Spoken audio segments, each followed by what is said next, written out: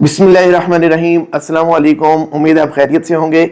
जैसा कि आपके इल्म में है कि लैंड गुरु यूट्यूब चैनल के थ्रू हम लास्ट 3 ईयर से जो रियल एस्टेट है उसके बारे में हम एनालिसिस दे रहे हैं, और ये पाकिस्तान का पहला पायनियर चैनल था जिसने रियल एस्टेट के ऊपर एनालिसिस देना शुरू किया था। और इसके साथ साथ हम इंटरनेशनल जो रियल एस्टेट है जिसमें टर्की, अज़रबैजान और दुबई, इनके बारे में हम ऑलरेडी जो है ना व्लॉग्स कर चुके हैं।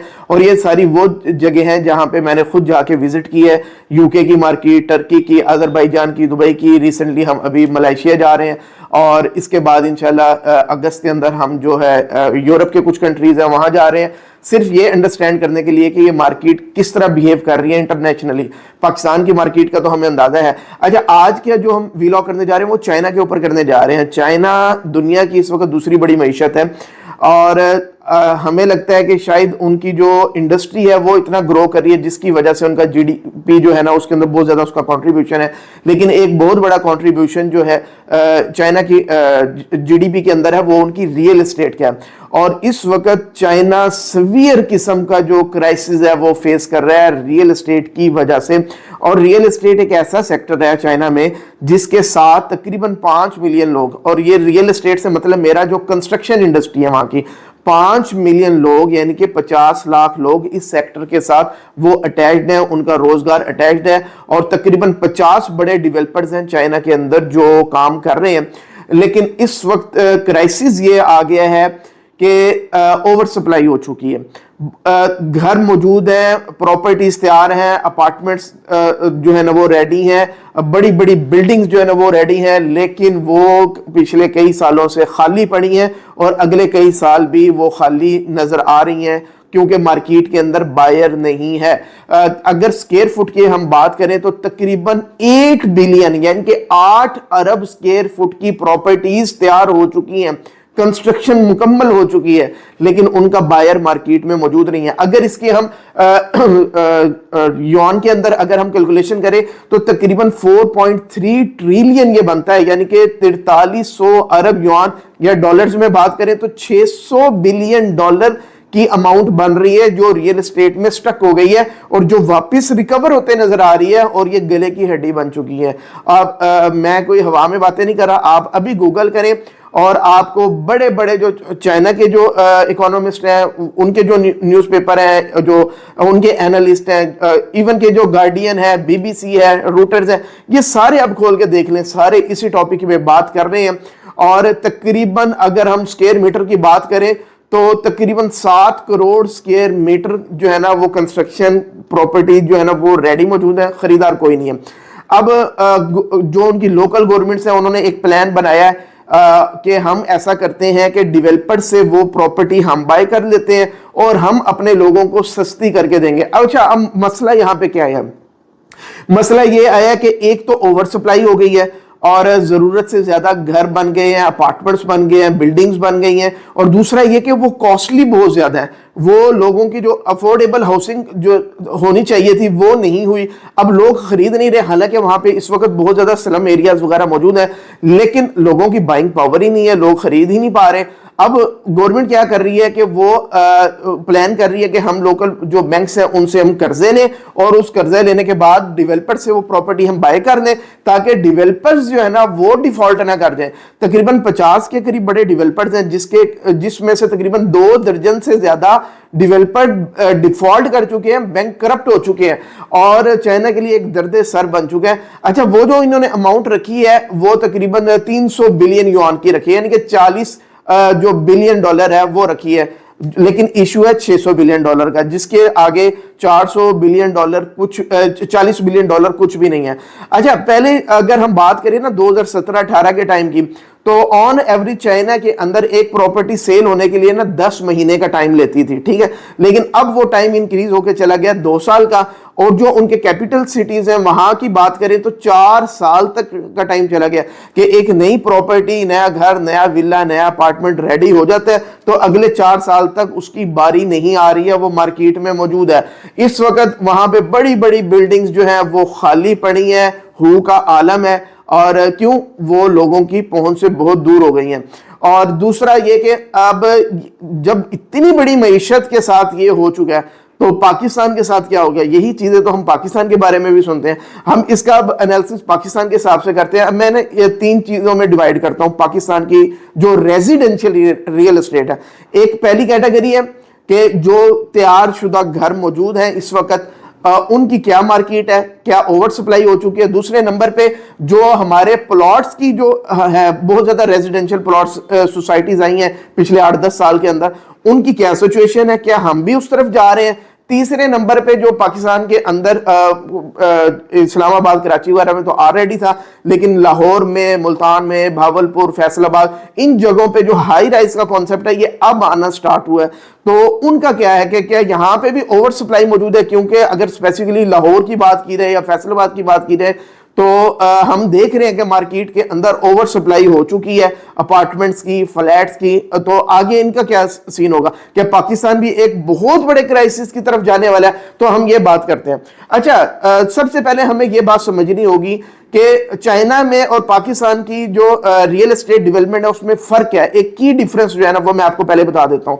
वो ये है कि चाइना के अंदर, इवन के जो इंडिया उसके अंदर भी ऐसा ही है कि डेवलपर क्या करता है, बैंक के पास जाता है, लोन लेता है, लोन लेने के बाद एक प्रोजेक्ट डेवलप करता है और उसके बाद वो मार्केट में देता है और एंड यूजर उसको बाय कर लेते हैं। ठीक है, अब क्या हुआ कि उन्होंने जरूरत से ज्यादा चीजें तैयार कर दी, कॉस्टली तैयार कर दी।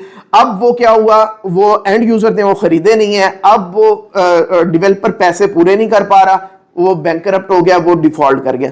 पाकिस्तान में सबसे पहली सिचुएशन जो यहां पे डिफरेंस आ जाता है वो ये है कि यहां पे रियल एस्टेट का डेवलपर कभी भी बैंक से जाके कर्जा लेके प्रोजेक्ट नहीं बनाता, क्योंकि यहां पे पिछले 2-3 साल में जो इंटरेस्ट रेट है वो वैसे ही इतना कॉस्टली था। और ओवरऑल भी देखा जाए यहां पे पाकिस्तान में इतना ट्रेंड नहीं है कि डेवलपर जाए पहले बैंक से कर्जा ले और फिर वो एक बिल्डिंग तैयार करे और फिर वो एंड यूजर को सेल करे। यहां पे एक अल्टरनेट जो मॉडल है ना वो काम कर रहा है, ऑफ प्लान प्रॉपर्टी वाला, कि वो प्रोजेक्ट लॉन्च कर देता है, वो जो इन्वेस्टर है उसी के पैसे से वो प्रोजेक्ट बनाता जाता है। इससे क्या होता है कि उसको इंटरेस्ट की मद में पैसे देने नहीं पड़ते किसी को एक्स्ट्रा।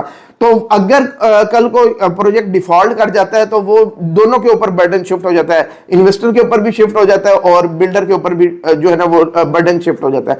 तो इस वजह से वो कभी बैंक डिफॉल्ट नहीं होता यहाँ पे। तो यहाँ पे वो सिचुएशन नहीं है कि पहले डेवलपर इंटरेस्ट रेट पहले पूरा करे और जब वो इतना महंगा इंटरेस्ट दे देगा तो उसके बाद उसने अपना प्रॉफिट मार्जिन भी निकालना है। जब वो भी निकालेगा फिर अपनी कंस्ट्रक्शन कॉस्ट निकालेगा, सारे करने के बाद उसकी प्रॉपर्टी की वैल्यू जो कॉस्ट है वो पहले ही इंक्रीज हो जाएगी, एंड यूजर वो खरीदेगा नहीं। लेकिन यहां पे ये सीन ही नहीं है, यहां डायरेक्टली एंड यूजर के पैसे से वो चीज बन रही होती है। तो पहली डिफरेंस ये हमें समझना चाहिए। अच्छा, अब हम देखते हैं कि क्या पाकिस्तान के अंदर ये हालात बनते जा रहे हैं। घरों के ऊपर हम पहले बात करें, रेजिडेंशियल होम्स की अगर हम बात करें तो पाकिस्तान में ऐसी कोई सिचुएशन मौजूद नहीं है कि यहां पे ओवर सप्लाई होगी हो, बल्कि यहां पे अंडर सप्लाई चल रही है। यहां पे जिस हिसाब से घरों की कंस्ट्रक्शन होनी चाहिए वो हो ही नहीं रही है।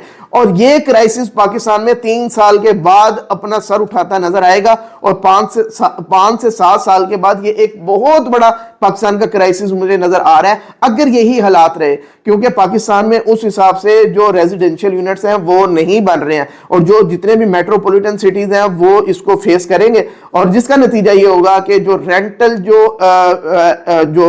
आपकी रेंटल्स जो है वो बहुत ज्यादा इंक्रीज कर देंगे। एक आम बंदे की पहुंच से भी वो चीजें बाहर निकल जाएंगी अगर घरों की शॉर्टेज इसी तरह कायम रहती है, नए घर ऐड नहीं होते। तो यहां पे तो बिल्कुल सूरत हाल क्लियर है। दूसरे नंबर पे हम आ जाते हैं जी जो अपार्टमेंट्स और हाई राइज वाली बिल्डिंग्स है। अब पाकिस्तान के कई शहरों के अंदर ऑलरेडी कॉन्सेप्ट है फ्लैट्स में रहने का, कराची, इस्लामाबाद में, लेकिन लाहौर जैसे शहर जो है और इसके अलावा अगर हम मुल्तान, भावलपुर या फैसलाबाद वगैरह जाते हैं, सियालकोट वगैरह जाते हैं तो यहां पे ट्रेंड नहीं था। अब मैं स्पेसिफिकली अगर लाहौर की बात करूं तो देखने में आ रहा है कि कई जगहों के ऊपर इस वक्त लग रहा है कि ओवर सप्लाई हो चुकी है, अपार्टमेंट साल 2-2 साल से खाली पड़े हुए हैं। और जो मेरी अपनी एक कैलकुलेशन है, जो मैंने एक थोड़ा बहुत एनालिसिस किया, तो तकरीबन मुझे लगता है कि 3,500 से 4,000 के करीब जो अपार्टमेंट्स हैं लाहौर में इस वक्त अवेलेबल हैं जो इस वक्त खाली पड़े हुए हैं। क्या ये खाली ही रहेंगे? क्योंकि 3,500-4,000 अगर ये हैं, लेकिन अगले आने वाले 3 साल में, क्योंकि अब नए प्रोजेक्ट मार्केटिंग के अंदर और बहुत ज्यादा लॉन्च हो गए, अगले 3 से 4 साल के अंदर तकरीबन 15 से 20 हजार अपार्टमेंट या फ्लैट या इसी तरह के जो हाई राइज के यूनिट्स हैं वो मजीद मार्केट में आ जाएंगे। तो इनकी अब क्या होगी, या क्या ओवर सप्लाई हो जाएगा सारा कुछ? تو جہاں تک یہ بات ہے کہ جو آلریڈی اس وقت کنسٹرکٹڈ اپارٹمنٹس ہیں مختلف لوکیشن کے اوپر، مجھے لگ رہا ہے کہ اگلے 1.5 سے 2 سال کے اندر یہ سیٹل ڈاؤن ہو جائیں گے، یہ سارے جو ہے نا بکڈ ہو جائیں گے. اچھا، اور یہ جتنے بھی اپارٹمنٹس ہیں یہ کسی ڈیولپر کی پراپرٹی نہیں ہے، یہ اینڈ یوزر کی، یہ انویسٹر کی پراپرٹی ہے. ایسا نہیں ہے کہ ڈیولپر کا پیسہ پھنس گیا، ایسا نہیں ہے. تو یہ اگر 3,500-4 ہزار اگر کوئی اپارٹمنٹس خالی پڑے ہوئے ہیں تو یہ 3,500-4 ہزار لوگوں کے موجود ہیں. ایسا نہیں ہے کہ یہ کسی 2-4 یا 10 بڑے ڈیولپر کا پیسہ سٹک ہو گیا، ایسا نہیں ہے. تو اس وجہ سے جو ڈیولپر کا کانفیڈنس ہے وہ مارکیٹ کے اوپر قائم ہے، وہ نئے نئے پروجیکٹ لانچ کر رہا ہے. دوسرے نمبر پہ 1.5-2 سال کے اندر یہ سارے بکڈ ہو جائیں گے. جیسے جیسے یہ انڈیپینڈنٹ ہوم کی جو شارٹیج ہے وہ بڑھتی جائے گی، 3 مرلہ 5 مرلہ 7 مرلہ یہ یونٹ ختم ہوتے جائیں گے، تو اس کے بعد لوگ آہستہ آہستہ اپارٹمنٹس کی طرف موو کرنا شروع کر دیں گے. اور جیسے ہی اگلی سپلائی آئے گی 3-3.5 سال 4 سال کے بعد نئے اپارٹمنٹس تیار ہو کے، تو اس وقت ہمارا ہاؤسنگ کا جو ایک سیکٹر میں ایک بحرانی کیفیت پیدا ہو چکی ہوگی. اور جیسے ہی وہ انوینٹری مارکیٹ میں آئے گی وہ بھی فوراً رینٹل پہ جانا شروع ہو جائے گی، ان کی سیل پرچیز شروع ہو جائے گی. تو مجھے اس سیکٹر میں بھی اتنا کوئی برے حالات نظر نہیں آ رہے، بلکہ مجھے ایسے لگ رہا ہے کہ اگلے 8-10 سال کے بعد ہمارے پاس اپارٹمنٹس وغیرہ یہ بھی کم پڑ جائیں گے.